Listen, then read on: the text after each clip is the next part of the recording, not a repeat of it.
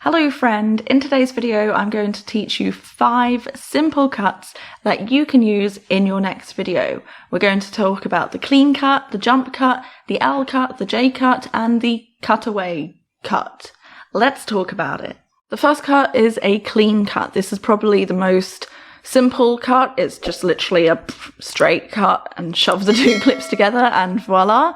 But this does work best with narrative storytelling. So if you have got a dialogue between two characters or two people in your YouTube video, or if you were filming an interview, then you could use a clean cut.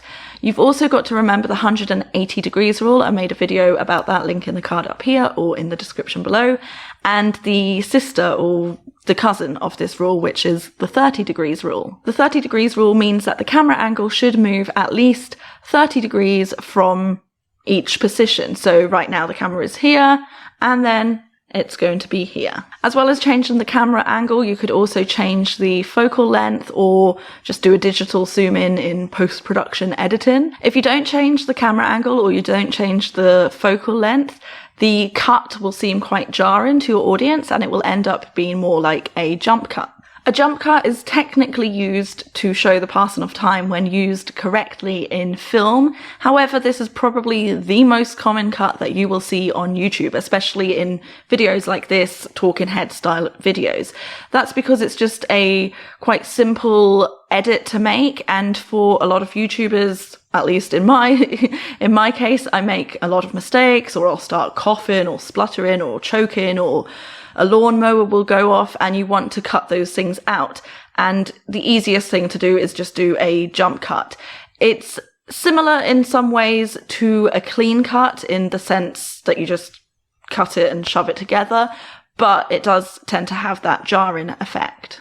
To make the jump cuts less jumpy and, well, more clean, you could try to do some sort of digital punch in, punch out zoom effect, which is something I often use in my videos, especially if I want to emphasize a certain point, like mentioning the fact that you should subscribe to my YouTube channel if you are interested in videos like this. You could also cover a jump cut with B-roll. Technically, this will no longer be a jump cut and this will then be a cutaway cut. A cutaway cut is like an insert shot of some completely different footage and then back again to the previous footage. You will see this a lot in these type of talking head YouTube videos and also in cinematic travel videos. For example, right now I've got the main footage, which we call A-roll. It's me talking, it's where all the action is happening. And then I could cut away to some B-roll to demonstrate what I'm talking about, like now. Or in cinematic travel videos, they might show a different type of scene while there's a voiceover. Or some people go completely overboard and film themselves making coffee in 120 frames per second, slow down in super slow motion, not mentioning any names. What type of things do you like to film for your B-roll? Let me know in the comments down below. Before I get lots of hate about that coffee comment, what I mean is any type of B-roll or any cutaway insert shot that you are adding should add something to your story. If you making coffee in super slow motion adds something to your story, then chuck it into your video. But if you're just doing it because you saw somebody else do it and 1,000 other people and their dog do it, don't bother. Any type of B-roll that you add, any footage, any cutaways, needs to add something to your story. Otherwise, there's no point. Another simple common cut, especially in travel videos, is the J cut. Now this might look visually like any other type of clean cut or jump cut, but the difference is with the audio. If you have clip 1 and clip 2, the audio from clip 2 will start before the audience actually sees clip 2. So while they are still seeing clip 1, they will hear the audio from clip 2. This will lead your audience into the next clip more smoothly because they can hear what is coming before actually seeing it.